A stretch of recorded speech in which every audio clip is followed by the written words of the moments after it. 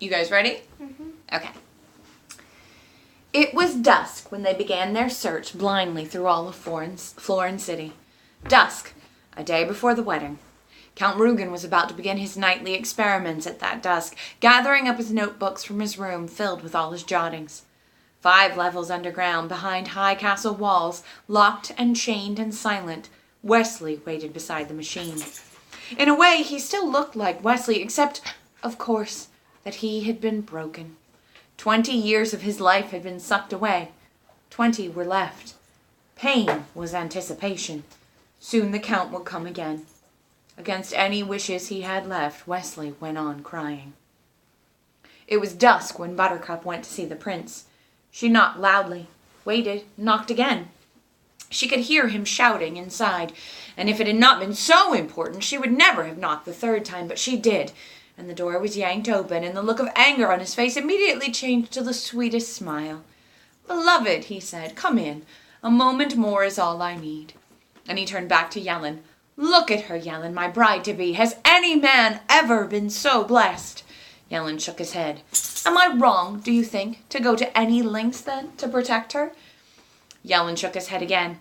The prince was driving him crazy with his stories of the Gilder infiltration.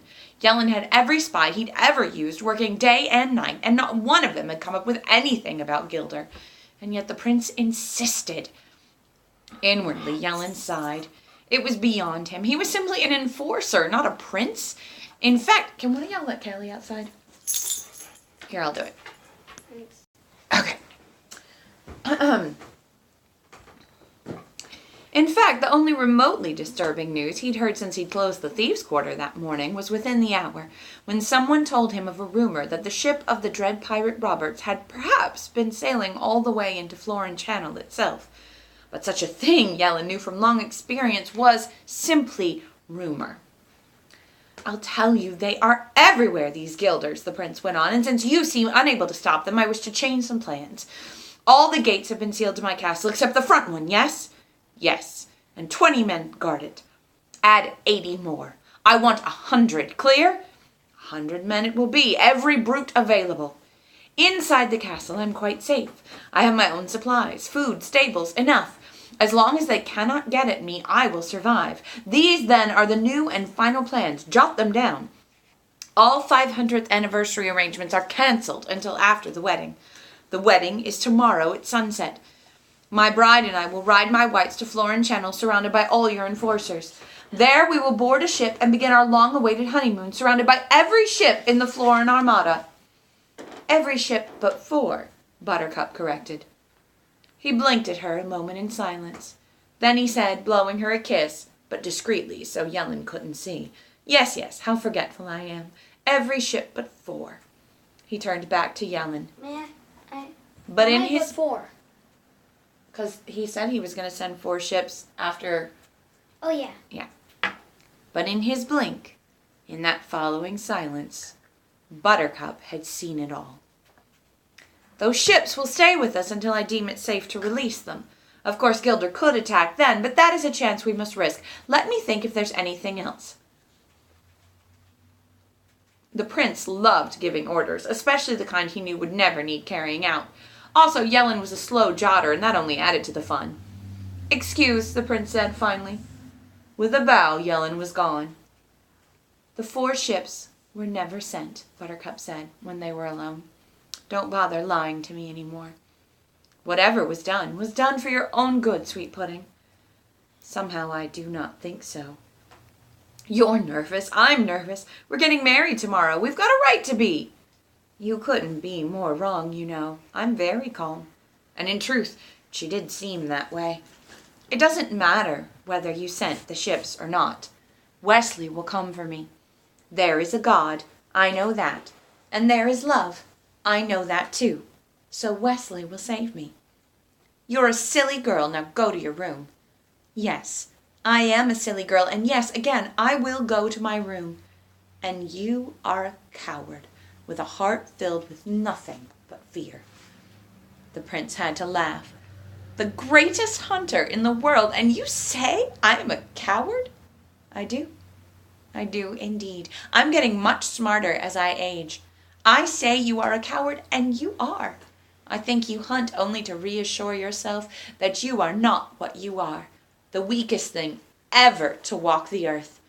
He will come for me, and then we will be gone, and you will be helpless for all your hunting, because Wesley and I are joined by the bond of love, and you cannot track that, not with 1,000 bloodhounds, and you cannot break it, not with 1,000 swords. Humperdinck screamed toward her then, ripping at her autumn hair, yanking her from her feet and down the long curving corridor to her room, where he tore that door open and threw her inside and locked her there and started running for the underground entrance to the Zoo of Death. Italics. My father stopped reading. You need to move away from the cable. Okay. You're going to knock the phone over. Go on, I said. Lost my place, he said, and I waited there, still weak with pneumonia and wet with fear, until he started reading again. Inigo allowed Fezzik to open the door. Hey, I said, hold it. That's not right. You skipped. And then I quickly caught my tongue, because we just had that scene when I got all upset about Buttercup marrying Humperdinck when I had accused him of skipping, and I didn't want any repeat of that. Daddy, I said, I don't mean anything, but wasn't the prince sort of running toward the zoo? And then the next thing you said was about Inigo, and maybe, shouldn't there be a page or like that in between? My father started to close the book. I'm not fighting. Please don't close it. It is not for that, he said. And then he looked at me for a long time. Billy, he said. He almost never called me that. I loved it when he did. Anybody else, I hated it. But when the barber did it, I don't know. I just melted. Billy. Do you trust me? What is this? Of course I do. Billy, you got pneumonia. You're taking this book very serious, I know, because we already fought once about it. I'm not fighting anymore. Listen to me. I never lied to you yet, did I? Okay. Trust me. I don't want to read you the rest of this chapter, and I want you to say it's all right. Why? What happens in the rest of this chapter? If I tell you, I could accomplish the same thing by reading. Just say, okay. I can't say that until I know what happens. But tell me what happens, and I'll tell you if it's okay. And I promise, if I don't want to hear it, you can skip on to Inigo. You won't do me this favor? I'll sneak out of bed when you're asleep. I don't care where you hide the book. I'll find it, and I'll read the rest of the chapter myself, so you might as well tell me. Billy, please. I gotcha. You might as well admit it. My father sighed this terrible sound. I knew I had him beaten then. Wesley dies, my father said. I said, what do you mean Wesley dies? You mean dies? My father nodded. Prince Humperdinck kills him. He's only faking though, right? My father shook his head. Closed the book all the way. Oh, shit, I said, and I started to cry. I'm sorry, my father said. I'll leave you alone. And he left me. Who gets Humperdinck? I screamed after him. He stopped in the hall. I don't understand. Who kills Prince Humperdinck? At the end, somebody's got to get him. Is it Fezzik? Who? Nobody kills him. He lives. Ah! You mean he wins? Daddy? Jesus, what did you read me this thing for? And I buried my head in my pillow, and I never cried like that again. Not once to this day. I could feel almost my heart emptying into my pillow. I guess the most amazing thing about crying, though, is that when you're in it, you think it'll go on forever, but it never really lasts half what you think. Not in terms of real time. In terms of real emotions, it's worse than you think, but not by the clock. When my father came back, it couldn't have been even an hour later. So, he said, shall we go on tonight or not? Shoot, I told him. Eyes dry, no catching throat, nothing. Fire when ready. With Inigo? Let's hear the murder, I said. I knew I wasn't about to bawl again. Like Buttercup's, my heart was now a secret garden, and the walls were very high. Humperdinck screamed toward her then, ripping at her autumn hair, yanking her from her feet and down the long curving corridor to her room. You already read that. It's repeated. Oh. Thanks, Billy. Where he tore that door open and threw her inside and locked her there and started running for the underground entrance to the Zoo of Death. And down he plunged, giant stride after giant stride, and when he threw the door of the 5th level cage open, even Count Rugen was startled at the purity of whatever the emotion was that was reflected in the prince's eyes. The prince moved to Wesley. "She loves you!" the prince cried. "She loves you still, and you love her, so think of that. Think of this, too. In all this world, you might have been happy. Genuinely happy. Not one couple in a century has that chance. Not really, no matter what the storybooks say. But you could have had it, and so, I would think, no one will ever suffer a loss as great as you." And with that, he grabbed the dial and pushed it all the way forward, and the Count cried, "Not to 20!" By then it was too late. The death scream had started. I don't want to hear this Okay, part. cover it up, cover it up. It was much worse than the scream of the wild dog. No, I can You want to go upstairs and I'll tell you when I'm done with this bit? Okay, But there's really not much. There's only one paragraph. Just go in the kitchen and cover your ears because there's only one paragraph. It was much worse than the scream of the wild dog. In the first place, the dial for the wild dog had only been set at 6, whereas this was more than triple that. And so, naturally enough, it was more than 3 times as long, and more than 3 times as loud. But none of this was really why it was worse. It was the scream from a human throat that made the difference. In her chamber, Buttercup heard it, and it frightened her, but she had not the least idea what it was. By the main door of the castle, Yellen heard it, and it also frightened him, though he couldn't imagine what it was either. All the 100 brutes and fighters flanked by the main door heard it too, and to a man they were bothered by it, and they talked it over for quite a while, but none of them had any notions as to what it might have been. The great square was filled with common people excited about the coming wedding and anniversary, and they all heard it too, and no one even made the pretense of not being scared, but again, none of them knew at all what it might have been. The death scream rose higher in the night. All the streets leading into the square were also filled with citizens, all trying to crowd into the square, and they heard it, but once they admitted they were petrified, they gave up trying to guess what it might have been. Inigo knew immediately. In the tiny alley that he and Fezzik were trying to force their way through, he stopped, remembering. The alley led to the streets that led to the square, and the alley was jammed too. "I don't like that sound," Fezzik said, his skin for the moment cold. Inigo grabbed the giant, and the words began pouring out. "Fezzik, Fezzik, that is the sound of ultimate suffering. I know that sound. That was the sound in my heart when Count Rugen slaughtered my father and I saw him fall. The man in black makes it now." "You think that's him?" "Who else has cause for ultimate suffering this celebration night?" And with that, he started to follow the sound. But the crowds were in his way, and he was strong, but he was thin, and he cried, "Fezzik! Fezzik, we must track that sound, we must trace it to its source, and I cannot move, so you must lead me. Fly, Fezzik! This is Inigo begging you, make a path, please!" Well, Fezzik had rarely had anyone beg him for anything, least of all Inigo, and when something like that happened, you did what you could. So Fezzik, without waiting, began to push forward. Lots of people. Fezzik pushed harder. Lots of people began to move. Out of Fezzik's way.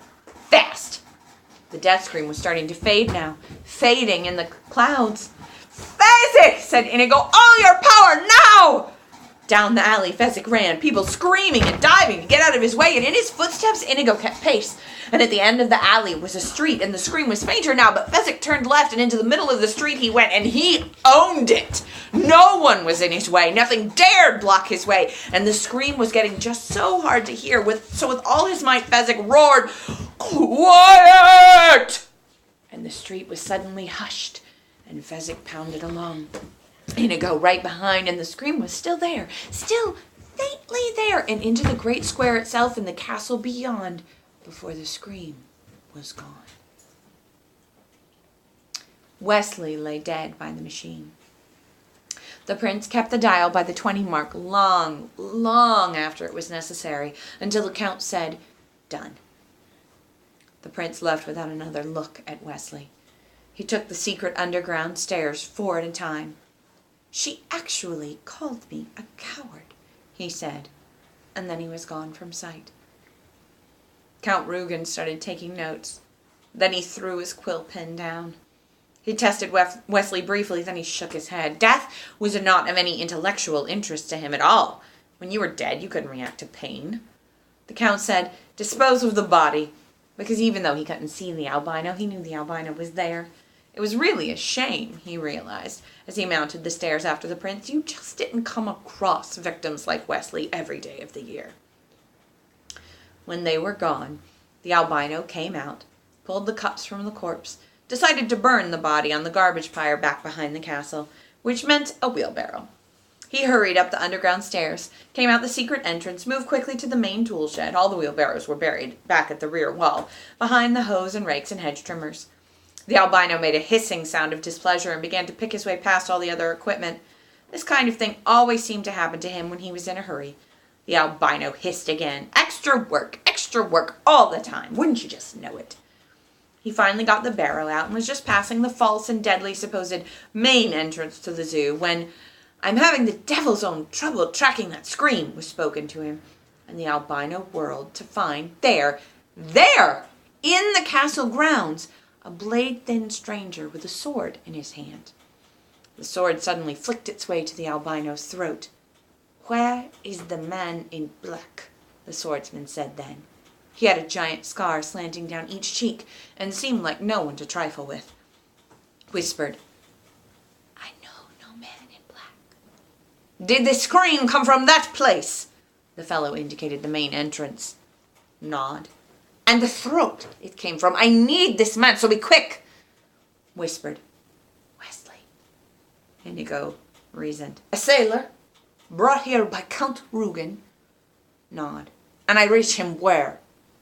The albino hesitated, then pointed to the deadly entrance.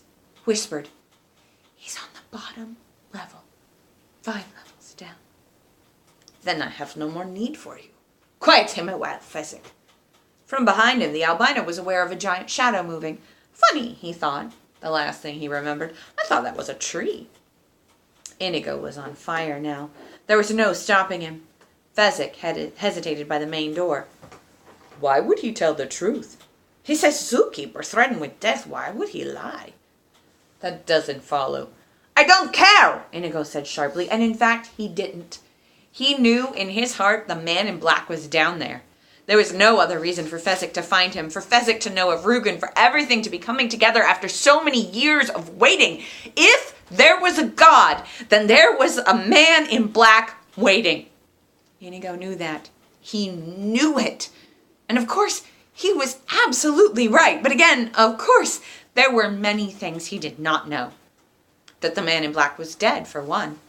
That the entrance they were taking was the wrong one, for another, a false one, set up to foil those like himself who did not belong. There were spitting cobras down there, though what would actually come at him would be worse. These things he did not know either. But his father had to be revenged, and the man in black would figure out how. That was enough for Inigo. And so, with an urgency that would soon turn to deep regret, he and Fezzik approached the Zoo of Death. And that is the end of chapter 6. No.